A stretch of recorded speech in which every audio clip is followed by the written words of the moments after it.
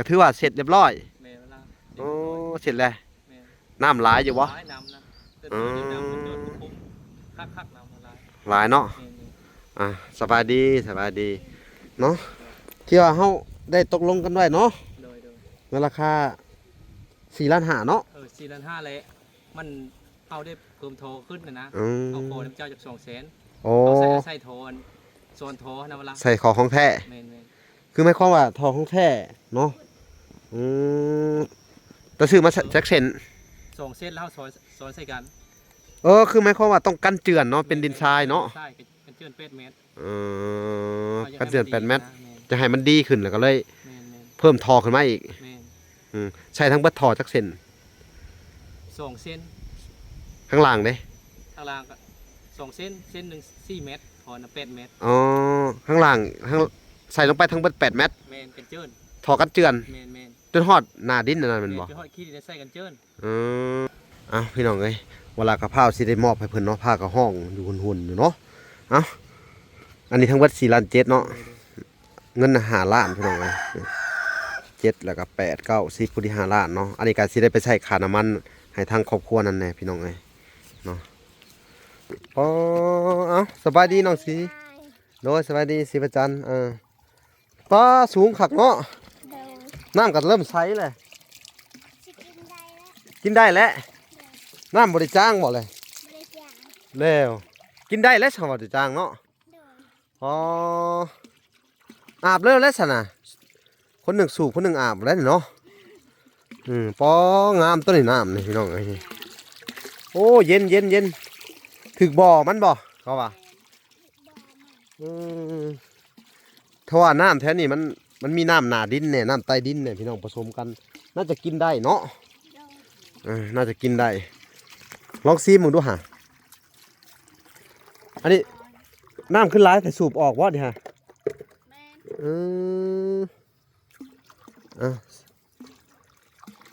เป็นไงแซ่บเมืองลองเมืองดูสูบมาด้วยฮะสิประจันนี่พี่น้องเลยเริ่มใสเลยเนาะแป๊บเดียวใสเลยพี่น้องเลยนี่ว่ะบริจางเนาะสูบง่ายเนาะม่อนบ่ม่วนเนาะน้องลุยไปใส่น้องลุยตัวน้องลุยไปสอนเนาะไปสอนลูกพวกโดยสบายดีมาไปหาพื้นได้ร้ายเติบบ่อันนี้ไม้ยังอันนี้เสียว่าเห็ดพื้นโอ้มันอยากคือไม้น่ะได้นี่มันปลาแม่นบ่ไม่มันปลาได้ตัวนี้เนาะเห็ดลักหัวนี่แกนขนาดได้นี่เนาะปอแบกมานะพี่น้องเลยนี่ทางเวลากะสิถามความรู้สึกเพื่อนก่อนเนาะแต่ละคนเนาะคือว่าดีใจสุดๆเนาะแต่ละคนก็ดีใจพี่น้องเลยได้น้ำได้ในแหละถือว่าน้ำในครั้งนี้เด้อผู้ที่ช่วยเหลืออุปถัมภ์คำสู่น้ำกะเป็นแม่ตู้นงคำบุญเฮืองเด้อประตูบุญจันทร์คำบุญเฮืองเนาะคือพอตู้กับแม่ตู้เนาะผู้ที่อุปถัมภ์คำสู่ทุกเจ้าเด้อ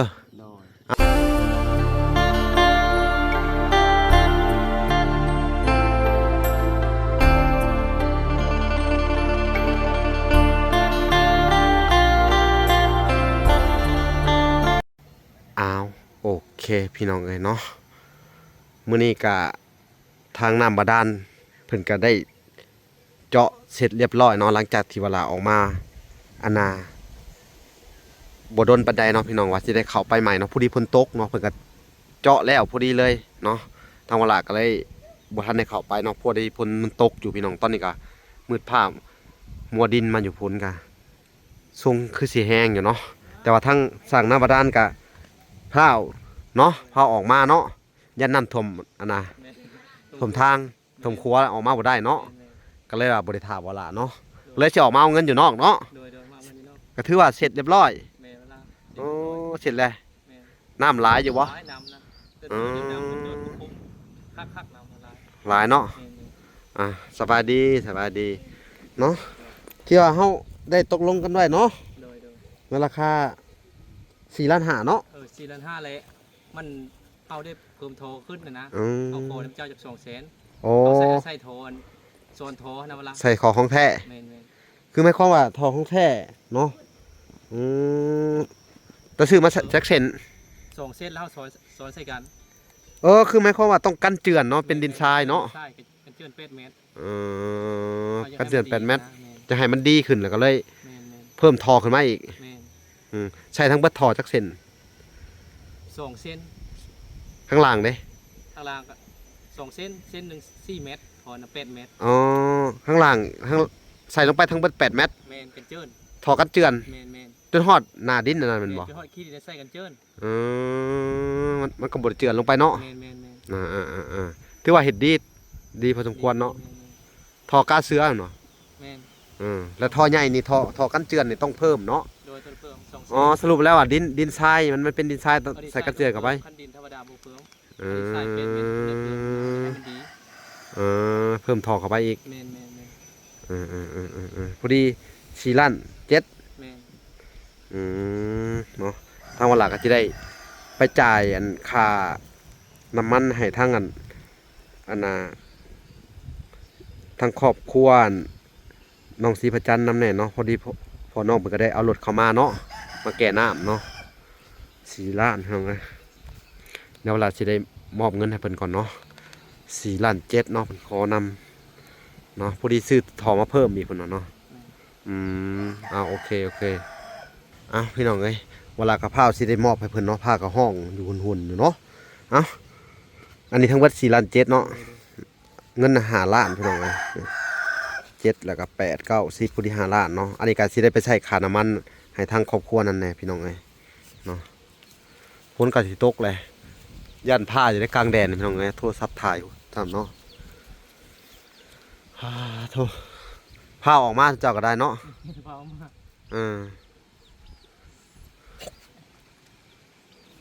นับ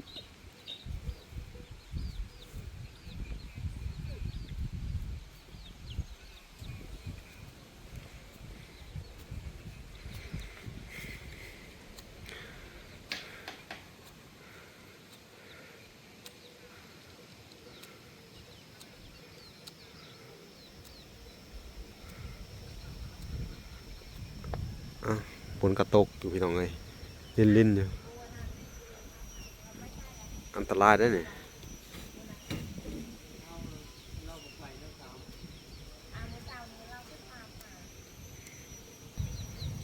ครบเนาะ เอาบัดนี้เด้อพาไปซะอันน่ะ โดย อันฝนกระตกแฮงเนาะขอบใจหลายเด้อแต่ว่าหับประกันคือเก่าเนาะมันฮักแล้วมาเปลี่ยนให้เขานี่เด้อแป้งฟรีแล้ววะ แม่น ฟรีของเจ้าเนาะ คันโทนของเฮากับฟรีหรือว่ามันฮักมันเพ่หรือว่าซื้อมาตื้มก็เอาสิแปลงให้ ทำการได้ปีนึง โอเค มันฮักมันเพ่ก็บางที่เฮาบ่ได้มากก็ให้เพิ่นนั้นหรือว่าซื้อโทรมาสิเป็นให้ โอเคเนาะมีแต่ซื้อทอแล้วก็มาแป้งให้ แม่น โอเคเนาะ โดย เอาว่าหลักก็สิได้เข้ามาติดตามเบิ่งทางอันนามบาดาลเนาะต่อไปนะพี่น้องขอบใจเด้อทุกเจ้ากับพาวจากอันน่ะไปเวียกไปงานเนาะ แม่น สิไปเจาะใหม่อีกว่านี่ ไปโต๊ะมันก็ลืม ว่าก็ลืม แม่น สนะโอเคเด้อ โดย เอาพาไปพ้นสิตกเลยพี่น้องเอ้ยบ่ฮู้ว่าสิได้ข้ามไปได้หรือบ่เนาะถ้าพ้นตกหยุดนี่ถ้าเกิดว่ามันบ่แห้งปานใดก็สิได้เข้าไปอีกจักหน่อยเนาะพี่น้องให้เข้าไปติดตามเบิ่งนามบาดาลแหละผู้ดีแล้วผู้ดีเนาะพี่น้องเนาะเพิ่นก็ได้ทางเวลาก็ได้จ่ายเงินให้เพิ่นเรียบร้อยแล้วเนาะอันนี้ก็เป็นเงินของทางอันแม่ตู่นงคำบุญเทืองเนาะพ่อตู่บุญจันทร์คำบุญเทืองเนาะเวลาก็สิได้ให้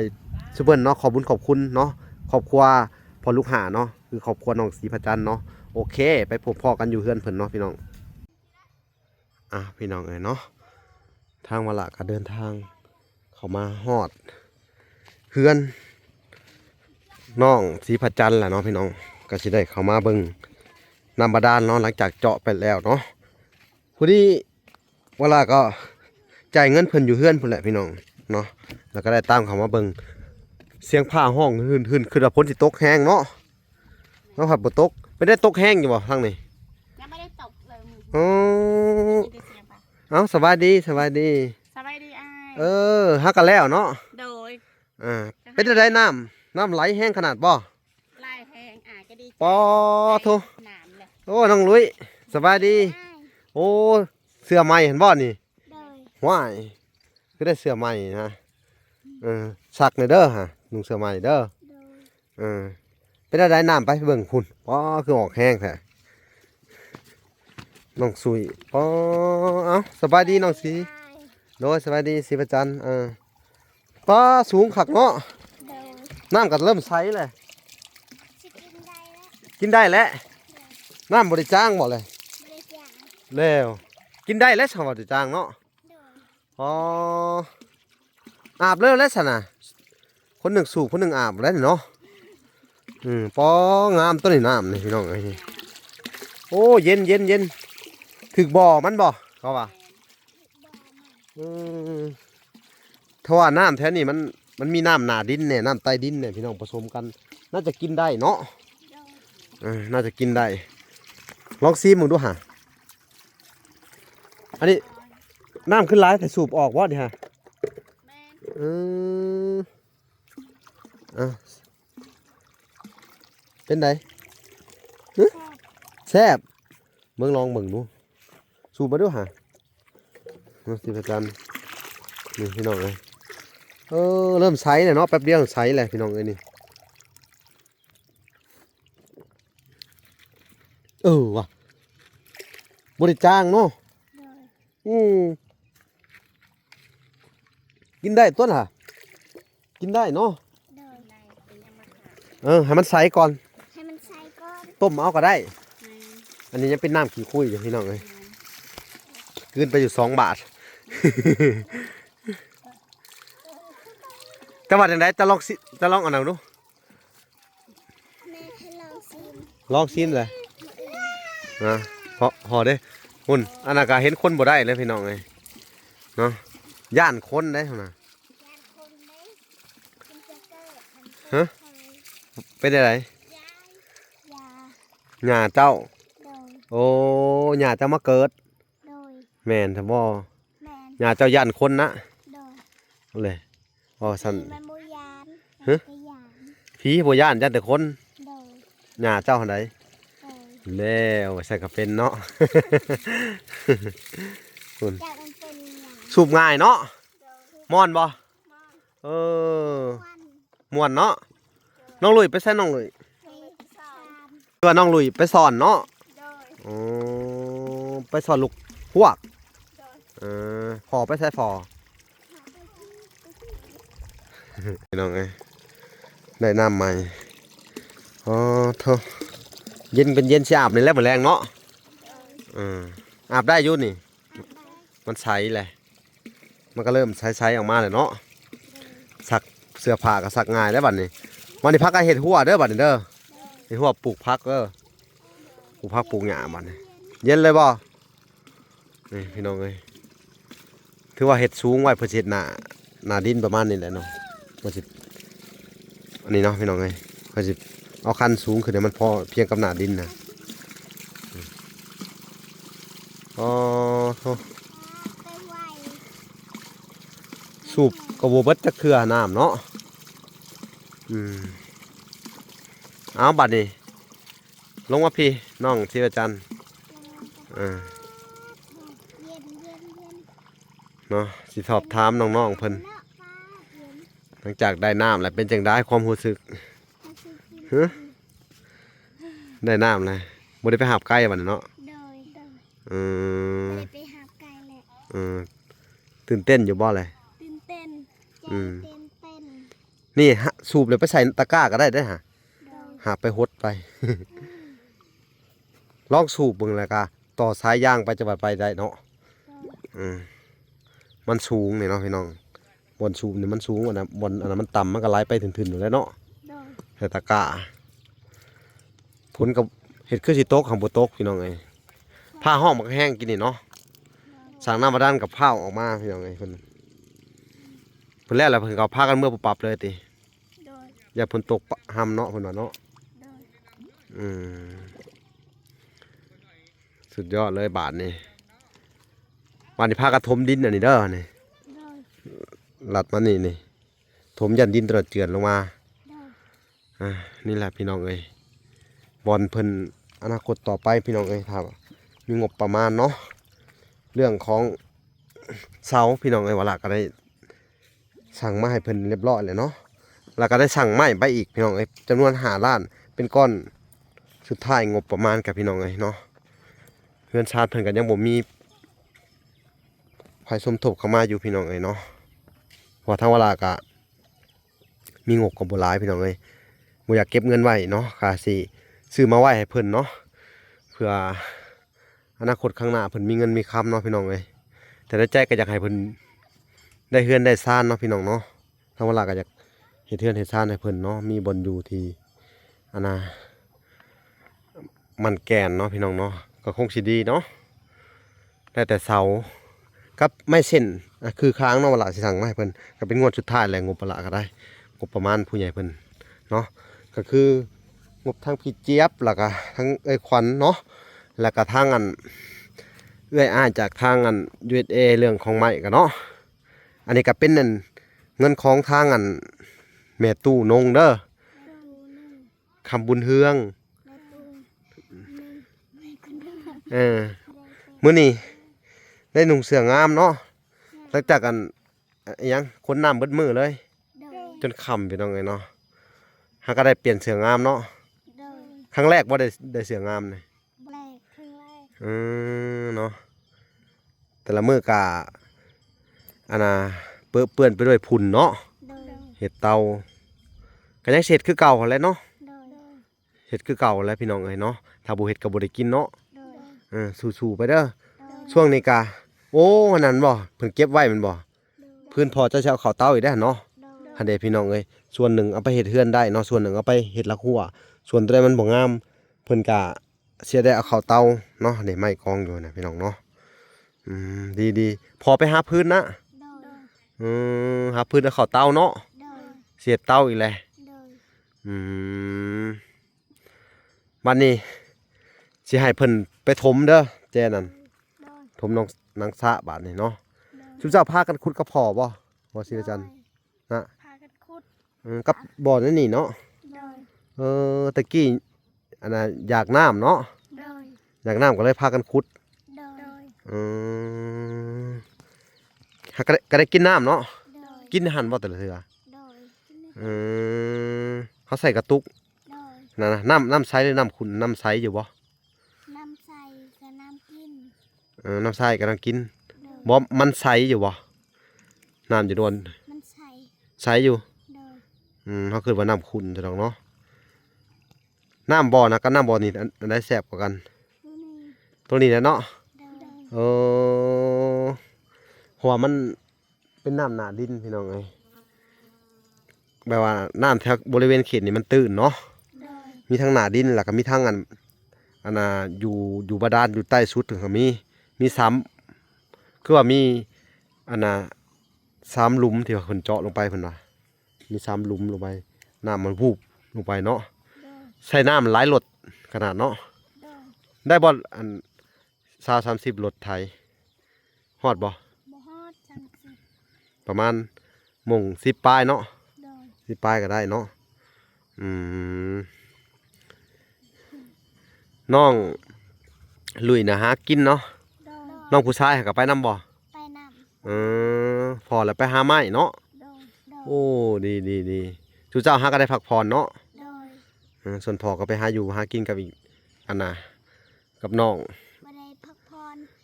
ไล่ อันน่ะ ไก่กิ น้อง ตะ ลุยเผาก้า โดย ไล่ไก่กินตะกะ โดย ไล่ไก่กินข้าวในก้าเนาะ โดย ไปหาแบกพื้นเนาะโอ้โดยสบายดีมาไปหาพื้นได้หลายเติบบ่อันนี้ไม้ยังอันนี้เสียมาเห็ดพื้นโอ้มันอยากคือไม้น่ะได้นี่มันปลาแม่นบ่แม่นบ่ไม่มันปลาได้ตัวนี้เนาะเห็ดลักหัวนี่แกนขนาดได้นี่เนาะปอแบกมานะพี่น้องเอ้ยโอ้เศษไม้ต้อน่ะจะเอาลงเตาได้ตอนนั้นเนาะ เอาลงเตาเลยเนาะไปจะได้น้ำคักบ่ คักเลยดีใจน อื้อหือดีใจน้ำข่อยบ่ ำบ่ดีใจนะ ดีใจน้ำเจ้าแหละ เออ ต้องดีใจน้ำดีใจหลายๆสิ โดย ถ้าดีใจน้ำนี่คือดีใจน้ำข่อยสินะข่อยเป็นคนได้ แม่ ดีใจน้ำเจ้าเด้อดีใจสุดๆเนาะ โดย แล้วจักโมง ก็ ประมาณ บ่ายเนี่ย บ่ายสองหรือบ่ายสาม บ่ายสอง พอดีเพิ่นก็เข้าไปหาวาลาอยู่พุ่น โดย คือว่าพ้นสิตกเลยกับข้าวเข้าไปเนาะจะเพิ่นหาก็ได้เฮาคือแต่พ้นสิตกเขาดิหึมๆมาอีกเลย โดย เขาเราสิเพิ่นว่าย่านน้ำท่วมหนทางว่ะดีแล้ว พอดีแล้วเลยเนาะ โดย ได้จักรถอันแก่น้ำหลายรถเติบอะเนาะลูกเจ้าว่า10กว่ารถพุ่นแหล้วเนาะ ประมาณนั้น เอาบัตรนี่ไปรวมกันนั่นขอบคุณแม่ตู้เด้อพี่น้องเอ้ยลูก2คนก็ไปหากินเนาะโอ้ดีช่วยกันทำมาหากินทางนี้ช่วย บัตรนี่ทางวลากะสิถามความรู้สึกเพิ่นก่อนเนาะแต่ละคนเนาะคือว่าดีใจสุดๆเนาะ โดย แต่ละคนก็ดีใจพี่น้องเอ้ยได้น้ำได้ในแหละถือว่าน้ำในครั้งนี้เด้อ โดย ผู้ที่ช่วยเหลืออุปถัมภ์คำสู่น้ำก็เป็นแม่ตู้นงคำบุญเฮืองเด้อ โดย พ่อตู้บุญจันทร์คำบุญเฮืองเนาะ โดย คือพ่อตู้กับแม่ตู้เนาะ โดย ผู้ที่อุปถัมภ์คำสู่ทุกเจ้าเด้อ โดย เอาอันน่ะอวยพรให้เพิ่นแน่เอาขอบคุณเพิ่นเอา คุณได้ลาย ขอบคุณหลายๆเด้อ ขอบคุณ แม่ ได้ลา แม่ ยเด้อแม่ตูนง แม่ตู้นงคำเฮือง ขอบคุณได้ลายเด้อแม่ตู ให้อยู่ดีมีแห้งความเจ็บบ่ให้ได้ความไข้บ่ให้มี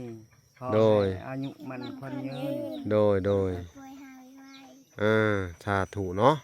ดีใจเนาะ ดีใจ เออ พี่น้องเอ้ยดีใจนั้นสิเพิ่นคือกัน ดีใจแหละ เนาะ โดยเนาะ โธ่คักสู้ๆวันนี้เด้อ โดย สู้ต่อไป มันต้องว่าสั้นแล้วแหละบัดนี้อันนั้นเด้อ โดย เจ้ากะว่างๆก็คือค่อยเว้าแหละเฮ็ดหัวเฮ็ดหยังถมทีถมหยังให้มันเรียบเด้อ โดย แล้วก็ไม้เต้ากะว่างๆก็ไปหาน้ำเนาะเอาลงเตาค่อยเฮ็ดไปเนาะ โดย แนวเฮาโตน่ะเฮาแนวเฮาได้เงินประจำเนาะ โดย ปะก็บ่ได้เนาะก็ยังสู้คือเก่าเนาะ โดย เนาะเจ้าก็ครั้งแรกบ่พากันได้น้ำนี่ ครั้งแรก ชุมเจ้านี่เนาะ ดีใจแหละ อืม ใจลาย อืม ดีใจ มีน้ำใส่เนาะ โด มี ย น้ำใส่แล้วก็ เออ ใจลาย โดยเนาะ โด อันนี้ก็ขอให้ทางอันพ่อตู้แม่ตู้เพิ่นเนาะแม่ตู้นงคำบุญเฮืองพ่อตู้บุญจันทร์คำบุญเฮืองเนาะจงมีแต่ความสุขความเจริญเนาะความเจ็บอย่าได้ความไข้อย่ามีหายเจ็บหายไข้หายพยาธิโรคาเนาะปราศจากโรคภัยไข้เจ็บเนาะประทานน้ำในครั้งนี้ขอให้บุญกุศลที่เพิ่นสร้างไว้เนาะให้ไปปกปักรักษาคุ้มครองมึงแย่งเพิ่นเนาะเจริญในศีลในธรรมเนาะเจริญในหน้าที่การงานเนาะพี่น้องเนาะบุญรักษาเทวดาคุ้มครองเพิ่นเนาะเอ้า โดย ทางว่าล่ะก็ดีใจนำสู่เจ้าเด้อ โดย สู้ๆต่อไปบัดนี้เนาะ โด โด ย ย อืมน้ำสู้ต่อไป โอเคเนาะก็คือนี่แหละเฮือนชานเพิ่นกับพี่น้องเอ้ยทางว่าล่ะก็สิได้เข้ามาอัปเดตใหม่อีกรอบหน้าเนาะ โดย รอบนี้ขอตัวลำลาก่อนนะพี่น้องเนาะพบพอกันใหม่เนาะ โดย โอเคทางว่าล่ะก็สิได้กลับก่อนเพื่อมันค่ำแล้วเนาะ โดย โอเคพอกันใหม่คลิปหน้าเนาะคลิปนี้ขอกล่าวคำว่าสบายดีเด้อสบายดีแหละสวัสดี